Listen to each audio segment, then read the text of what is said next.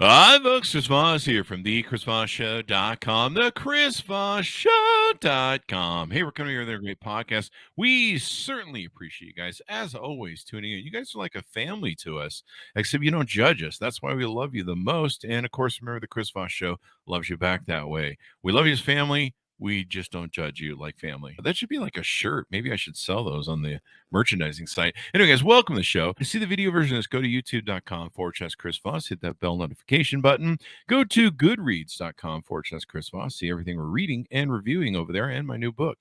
You can also go to all the groups on Facebook, LinkedIn, Twitter, Instagram, TikTok, everywhere those crazy kids are playing nowadays. The Chris Voss Show has accounts, or Chris Voss does, and you can go see them over there as well. Today, we have an amazing author on the show. He is the author of the brand new book that'll be coming out September 14th. It's so new, it hasn't even come out yet. That's how new it is. But the beautiful thing is you can pre-order this book right now and be able to get a hold of it and be the first on your block or your readers club to read it. The book is called One-Legged Mongoose: Secrets, Legacies, and Coming of Age in the 1950s New York. It'll be out September 14th, again on 2021.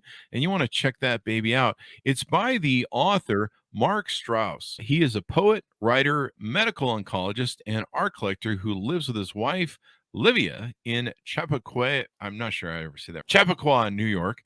The author of numerous scientific papers and articles on contemporary art, and has published four poetry collections, including Not God, Stage Off Broadway.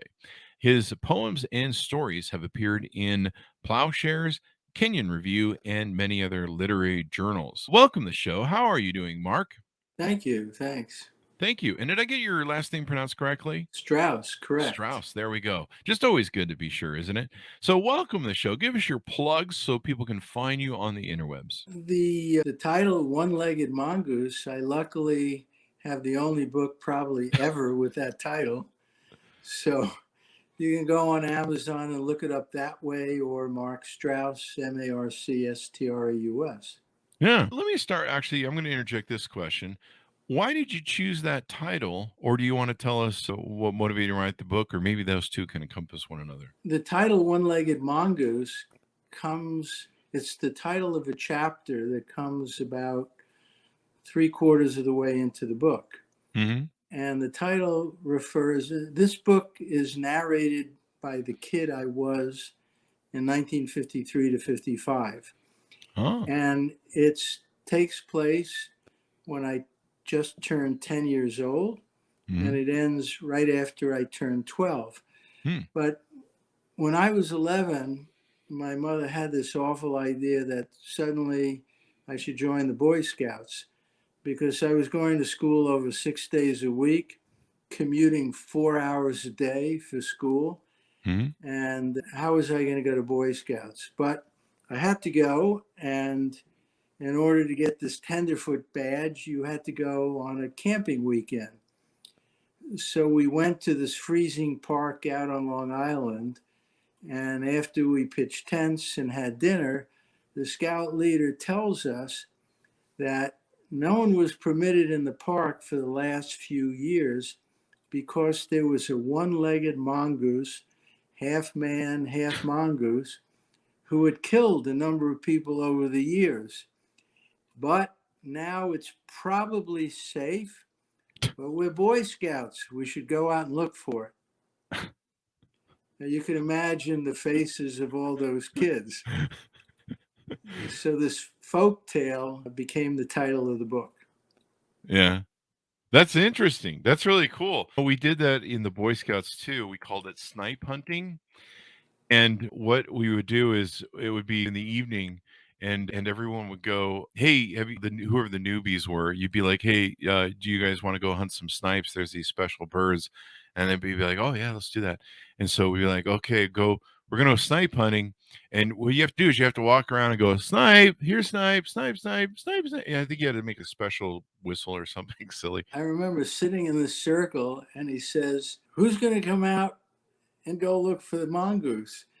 I swear to God, everybody was shaking in their boots. Oh, everyone's afraid of it. But they were afraid not to raise their hands, of course. What you would do is there wasn't any fear involved in it. So you'd send everyone would go out snipe hunting, and the newbies, of course, were like everyone spread out and go snipe hunting, and so the noobs would be out there, and you could hear them off in the forest going, "Sniper, snipe, snipe." Well, anybody in the know would double back to the campfire and just sit there and laugh for an hour or so.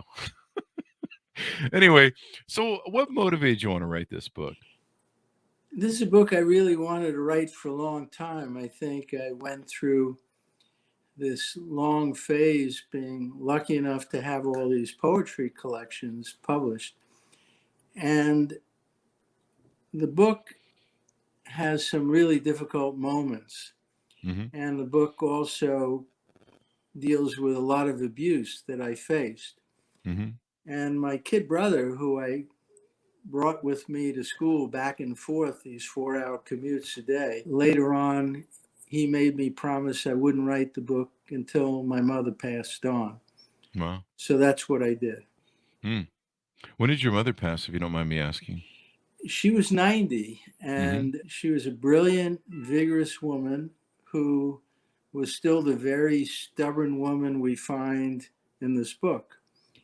And she was on this blood thinner, and she just stopped taking it without telling anybody when she was 88 and had a massive stroke. Mm-hmm. And it was so sad to see her that disabled. But she's a tremendous character in the book and stayed that way the rest of her life. So I'm sorry about your mother. My dad, I know when my dad was at the end, he hated that. He's like, Coumadin it was Coumadin or some sort of thing. He's like, it's rat poison. They're feeding rat poison. Well, that's precisely what happened. My mother was on Coumadin because she had AFib, and she just stopped it one day and decided it's rat poison.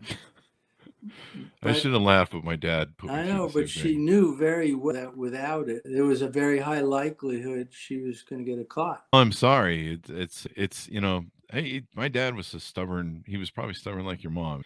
He hated doctors. It was always funny. So give us an arcing overview of the book and kind of what's inside it. I know you've touched on it just a little bit, but anything you want to add to that? The book begins, my dad was an immigrant that came over from the Ukraine as an orphan when he was 15. He was impoverished. He went to work, and by the time he was in his 20s, he opened a textile store on the Lower East Side of New York. And I was a kid in that generation. I started working in the store when I was 5 years old. But when I turned 10, we had moved out to Long Island. And when I was going to a miserable public school, and I was an avid reader. But when I turned 10 and I was entering 5th grade, he just told me, next September, you and Stephen are going to go to a school in Queens. And it turned out to be a very Orthodox religious Jewish school. And we weren't. You guys Jewish? We're Jewish, but we weren't Orthodox. I mean, okay. To go to a school where these kids are ultra Orthodox, 3-4 hours a day, they're studying Talmud in original Aramaic. I had no clue why I'd be going to a school like that. And the book opens up in the summer where my mom is taking me to my first Hebrew lesson. And of course, I wanted them to turn me down. And maybe if I didn't do well in Hebrew, they would turn me down. But I wouldn't write the book if things didn't go a different way. So they took me. And I entered a relatively foreign world for me. And when I was in Long Island, my kid brother was the kind of kid that bullies find. They can smell when a kid is that vulnerable. And he was a very small, afraid kid. And he got picked on relentlessly. And I became a street fighter. And I would have to find out who did it. And those kids would pay the price. Yeah. And I had hundreds of fights. And after a while, I couldn't tell whether I started them unnecessarily or not. I guess a new kid moved into the neighborhood. I thought, might as well get it over with. So I had that upbringing. My parents never knew. Mm-hmm. And now I go to a school and I think, oh my God, it's Queens. It's going to be worse. There are terrible neighborhoods. It turned out that I entered a school with very smart kids. And there were aspects of it that I really came to appreciate. I came to appreciate the scholarship. But along the way, there were some really interesting episodes. And we find out in the book, I was an enormous risk taker. I did almost unthinkable things that nobody knew about. And along the way, we find out that since before the age of 2, my mother had beaten me relentlessly. And it just hadn't stopped by age 10. And I thought by going to this new school, this would end it. And I became a kid who was almost impervious to pain. Wow. At the Do end you think? Go ahead. I'm sorry. Yeah, towards the end of the book, the arc is we really learn each of the characters, I think, very well. Towards the end of the book, I just turned 12. I'm going to be going into 7th grade. And I have to find a way to stop these beatings. And I was a kid who was very strong for my age. I built myself up, but I wasn't able to end this. And towards the end of the book, I have to find a way. Well, let me ask you this: Do you think that some of it might have been protecting your brother and that sort of thing? But do you think sometimes a lot of the fights you were getting in was you maybe acting out aggressively by what was going on at home? That's true, but I didn't know it then. I was doing scary stuff that if any parent knew about, they tear their hair out. I was doing crazy stuff. Half the time at school, I was a truant. I was off playing handball, doing anything else. I didn't go to the classes I didn't want to go to. Yeah. And I saw a problem, I picked a fight. And I think so much of that was due to what was going on in the home that my older sister and younger brother knew, but I'm not so sure my father ever knew.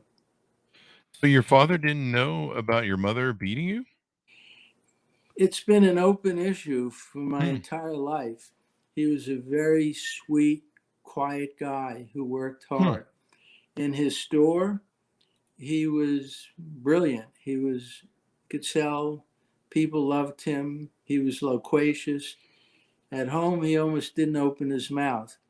And I think his attitude then is, your mom runs the house. And in truth, I realized I was afraid to tell him. I thought the consequence might be he would leave or my parents would get divorced. And I didn't want to be responsible. This is really interesting. You talk a lot about your younger brother, too, who also looms large in the book. What do you want people to know about your relationship with him? It was an extraordinarily important relationship. He was 3 years younger from the moment he arrived from the hospital. I guess I knew it was my job to protect him. And I did that.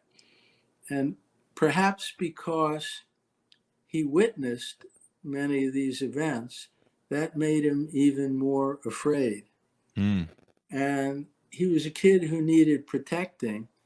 But I realized when he was very young that he had this enormous potential. We'd go on the train and I'd buy him electronic books. I'd buy him Scientific American. And soon he was reading this stuff cover to cover. We remained so close in our lives. He later became the head of virology at the National Institutes of Health, and then the head of the National Institute of Complementary and Alternative Medicine. One of the great scientists in our country. That's awesome.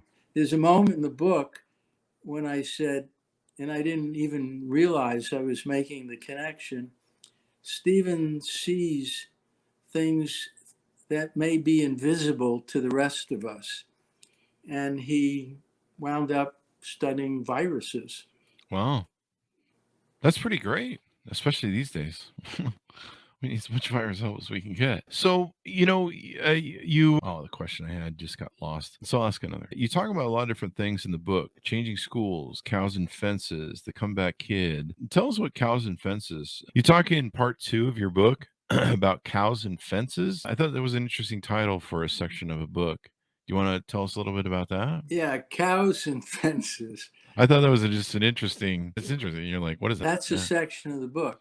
Mm-hmm. So I come to this new ultra-religious school where the kids dress differently, they look differently, they speak differently. And when you enter 5th grade, you spend a half a day studying ancient Talmud in Aramaic, it was written in Aramaic starting about 2,500 years ago. It's not even exactly Hebrew. And oh my God, was this foreign.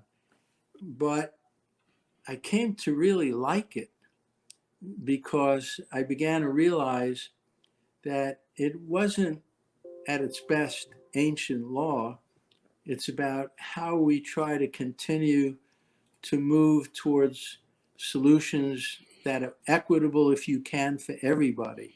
Mm-hmm. And the class I started, I was a couple months late beginning for various reasons.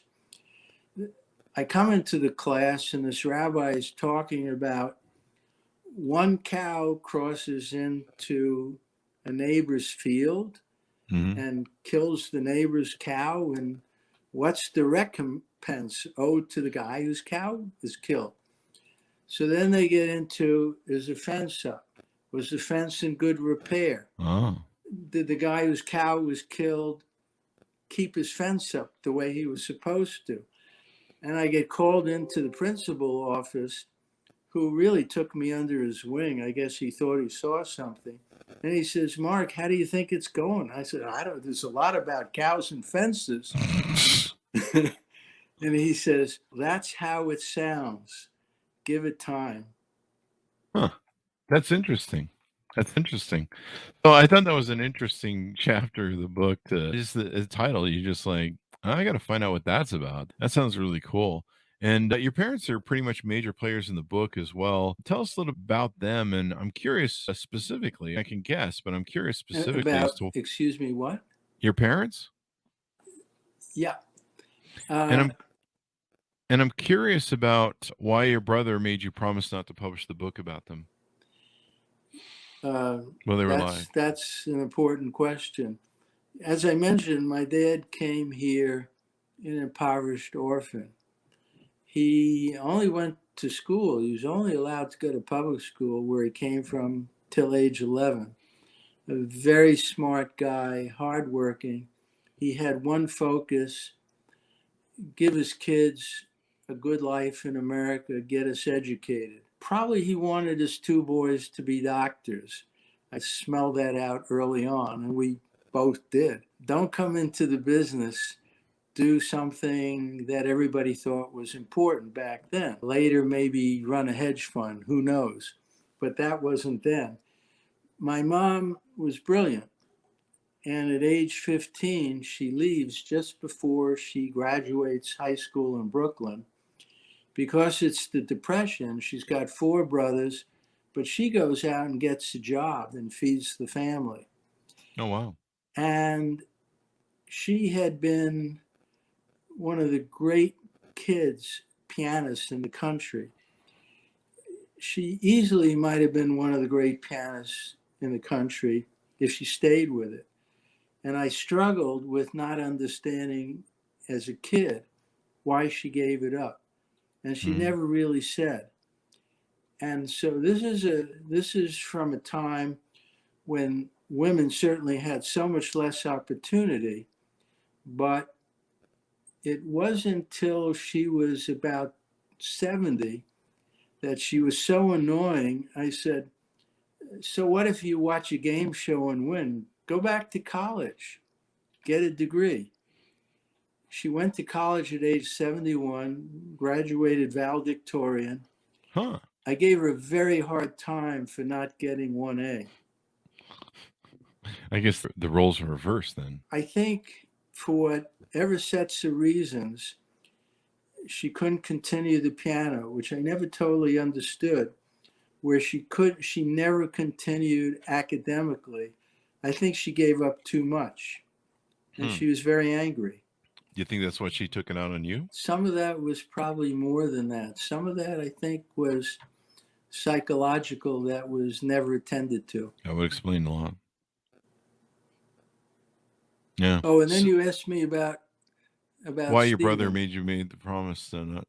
Yeah. Well, Stephen was always a very gentle guy. He was head of this huge department at the National Institutes of Health, but he was quiet and fair and considerate. And as much as he knew exactly what happened in our childhood, he thought she would be hurt too much if the book came out. So that's quite a secret to have to keep inside you. Was it hard to keep it locked down, or were you comfortable with it until the time came? There came a time when I had the need to write it before I actually began. And I was concerned that I would be able to write it well enough and equitably. Mm-hmm. And the only way that I found I could do it was let the kids speak. I was, unlike almost every other memoir that covers any childhood, great book by Mary Carr, The Liars Club, she pulls it off. She writes it from the point of view of an adult. I couldn't do it because I knew too much, and I had that unusual memory that I could be there again and tell the story. And when I realized I could tell that story that way, then I really set about writing it. That's really important, being able to put it in the way you want to take and do. What do you hope readers come away from with your book? What do you hope they take away from this? They learn, or what do you want them to come away with? I hope they love the book. Yeah. I hope it's written well enough and that the kid is interesting enough that they just have to keep reading it. But I had the need to write, like so many kids who've undergone different types of abuse. I never told my kids. Oh, wow. And this is not unusual. You look at kids who encountered horrible things when they were older, gymnasts, football players in major schools. These are horrific stories. And they almost never told anybody. And mine began at an extraordinarily young age, and it was in the household per se. And I never told my two kids. And then my daughter, I have two kids, and they're grown up, of course. And my daughter wrote this wonderful book. She was an assistant DA, a lawyer in the Bronx. And she wrote a book, Assistant DA. And in the foreword, I learned she knew about this a long time, which I didn't know she knew. Wow. And it turns out my mother told her. Oh, wow. That's extraordinary. But my mother never spoke to me about it. So in the context of her mother telling her about it, your mother telling her about it, what was the context? Was she apologetic or regret, or? I have it, of course, secondhand. First, I read it in my daughter's book. I think she had told my daughter that she had made terrible mistakes. And she told a fraction of it, and my daughter understood the rest. My mother and I never spoke about it. Oh, wow. That's pretty interesting. It's quite the journey. So what I hope people come away with is I struggled with this from before the age of 2 until I turned 12. And I wasn't able to extricate myself. And then, of course, I did. And I think that the story of this kind of abuse, unfortunately, is so widespread. And I think that for almost anybody, there's a way forward, as tragic as the circumstances are. Where I part company with a lot of people who've gone through terrible things is I don't think we forget. I don't think we go through a bunch of therapy and now everything's okay. Mm-hmm. I think it always remains in our life. It's just, if we're lucky, we put it in a place we can work with effectively. Yeah, that's everything we go through in life, we learn stuff. You wrote a textbook on lung cancer, and you worked practice medicine and stuff. Give us some conversation about what happened with you with Boston University and some of the work and how it influenced your life as a doctor. Um, I don't think I recognized a lot of that till after the fact, but Mm-hmm. I wanted to go away to college where I was away and out of the family and learning and doing things I didn't do. I purposely went to a college that turned out to be wonderful. At that time, it was affiliated with the United Church. I was taking Catholic conversion classes somewhere else, not intending to become Catholic. Like, I wanted to learn what everybody else thought. I needed those years. But in college, we had an extraordinary pre-med program, and I was sure I wasn't pre-med. So, of course, I applied to medical school, and I went, thinking, let's see how it goes. And scroll ahead a few years, I had some ideas for research projects. They supported me.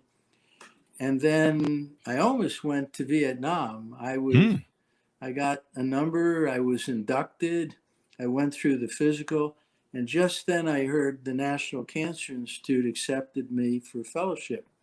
Mm. So I got to do a lab instead of Vietnam, but I fell in love with research. And I was in cancer medicine at a moment that it was so primitive. And I thought, I really think I could do something. I think I have something, if I work really hard, that I can benefit people. And then I worked tremendously hard for the next 40 years, Oh, wow. incredible hours. Mm-hmm. When I was 28, I wrote a textbook on lung cancer, so I was a bit young at it. Oh, wow. That's extraordinary. There's a lot of interesting stories about your life. What are some other stories that you feel stand out about you? I was too much of a risk taker still. Mm-hmm. And certainly when I started in academia, I was a babe in the woods with politics. I got my nose rubbed in it. I was somebody who really believed that when I knew something, I knew it, and it was very difficult to talk me out of it. But I do think I made what I believe was some real contributions to cancer medicine. I Mm-hmm. was willing to really try to do the things I believed I needed to do. So I had good grants, good support. But then I reached a time when I absolutely didn't understand it. I was in my mid 40s and I wanted to take a poetry course at the 92nd Street Y. I can't even tell you how it happened. I wasn't reading much. I dropped into that poetry section and I knew I was home. I had to Mm. write this. And through poetry, I found a language to speak about doctor patient relationships that I couldn't have articulated in any other way. And I was completely surprised that the poetry got embraced and a great press published it. And the book was used in a lot of medical schools in their teaching curriculum. And then again, I began to have the need to write prose. So I did that. I think part of who I became at a very young age, I wasn't afraid ever to do that thing I felt I wanted to do. Mm-hmm. Run a practice. And then 10 years ago, I opened an art gallery in New York City, which I still have. And we go all over the world for art fairs. I have on our roster artists from about 16 different countries. So I'm out there looking for new things that I believe in. I support it. And that's a large part of my life at the moment. That's awesome. That's awesome. So you also started some software companies. Yeah, usually nobody asks me. When I was opening my first private practice after a long tour of academia, and I didn't have much money. I had these big shot academic jobs, but it hardly paid anything. So I thought, I have an idea for a software company. Maybe that'll make me some money. And it turned out to be a very good idea. And then I had an idea for another company and another company.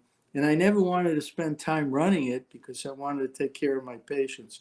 Unfortunately, I gave up my equity on the early side. But then, as I was trying to leave the practice of medicine, ironically, I had an idea for treating patients with Coumadin. It's a horrible drug, and it is a rat poison. And the problem with Coumadin is no matter what you eat, it impacts the way the drug works. Oh, Some wow. I people didn't know. have too much, too little. So they either don't have enough or they may bleed out. Oh, geez. And doctors do a terrible job managing patients on Coumadin, and they hate it. And I decided doctors in my practice were just as bad. How do I get doctors to do a great job managing people who need this on Coumadin? So I developed a software company that made it brainless for them to do a good job. Wow. And almost every practice uses it now. That's awesome. That is awesome. My dad was something else. He was on his own private eye. He believed, I think one time he called me up and told me cancer could be cured if you took enough vitamin E. And he was always in these quacky sort of health groups. He was in a lot of MLM, multiple marketing stuff. And he was always like, looking for, I know more than the doctors. He probably would have done really well in today's world where people are like, I know more than the viral doctors. And I'm like, really? You just searched on Google and you found more than the National Institute of Health? Wow, you're really something. Crack pottery that's going on right now. And my dad was a little bit off the chart on that one. But yeah, I remember the end of his life. He was always fighting his Coumadin. He would go off it, and then he'd have a heart attack or stroke, and you'd be like, "Dad, you got to stay on it." And he's like, "I don't want to stay on it." And you're like, "Do you want to stay alive, or do you want to?" I know better than doctors. I have my own recipe. I came through 2 fellowships in high-end academia at the National Cancer Institute, and right out of fellowship, I'm chairman of big medical school department. I'm a babe, and one of the things I learned very quickly is all these quack medications cancer patients were on. And I needed to find an appropriate way to discuss it with them. But back when I started, Laetrile came around, which Steve McQueen took, and thousands of Americans went to Mexico to take. But I watched almost every one of these things come through cancer medicine. You have to understand when people are looking for something. But the deal I made almost every patient is, if you're going to take something, you got to tell me. That's probably important because my dad could have used some of that. I don't know. He was a funny guy. He really was a funny guy at some of the different things that he'd do. You just be like, maybe you should listen to the doctors, Dad. That might help. That might be a good idea. I don't know. But I did learn something. If I ever get cancer or whatever, I should take my Coumadin, because every time we go off it, he'd have a little mini heart attack. I guess I shouldn't laugh, but in hindsight, if you just knew how stubborn my old man was, that's just how he rode. He rode and went, and it was his game to play. So there you go. Anything more you want to touch on in the book before we go out? I think the book has some really precious, interesting moments and characters, and they all happen as I tell them. One of the really interesting moments, so I come to this new school, then I got to drop my brother off, and then there's a moment around noon, I go back to my class, which is in some annex over 2 miles away. So I figured I might as well walk. It's 2.5 miles. But then I got bored walking the same way. So one day I decide to walk on an alternative street, and I find myself in a terrible neighborhood. Mm. And I'm going down this street with all the stores are broken and people lying against windows. And I'm coming to the end of the street, and there are four black kids who are older than me, and this was clearly their street. Mm. And I get close, and they made it very clear what was going to happen. Mm. So finally, I tell the biggest kid, "What's the big deal if four kids beat up a little white kid? Why don't you fight me one-on-one?" So he found this really pretty interesting. And then I see that one of the kids has a nickname, Sugar Ray. Mm-hmm. So I go off on a tangent and say, well, that's the greatest fighter in history. And now we start chatting about Sugar Ray Robinson. Mm-hmm. And then one of the kids, the big kid, is holding a handball. So I said, "Do you play handball?" He says, "Yeah." I said, "Come on, let's play. I'm going to beat you." And the chapter ends, the four of them, and I'm going off to play handball. Oh, wow. That's a great conversion. And I wound up later in the book, this tall kid and I used to cut classes all the time. He and I were handball partners, a tall, slim black kid and a little white kid, and we beat everybody. That's a great story. That's a great story. So this has been pretty interesting. And give us your plugs one more time so people can find you on the interwebs and Thank order you. the The book up. book is One-Legged Mongoose. It's up on Amazon now for pre-order. Marc Straus, Marcstraus. And it's going to be released in audio, ebook, paperback September 14th. Sounds good. Sounds good. Thank you very much for coming on the show, Marc. We certainly appreciate it. It's been a really interesting read, and everyone should go order the book. It's coming out September 14th. You can get it wherever fine books are sold. One-Legged Mongoose, Secrets, Legacies, and Coming of Age in the 1950s New York. Order that baby up. You can also go see this video interview that we just did with Marc on youtube.com/Chris Voss. Hit that bell notification button, all that good stuff. Go to goodreads.com/Chris Voss. All of our groups on LinkedIn, Twitter, Instagram, Facebook, TikTok, all those places, all those crazy kids are happening. Thanks for tuning in. Be good to each other, and we'll see you guys next time.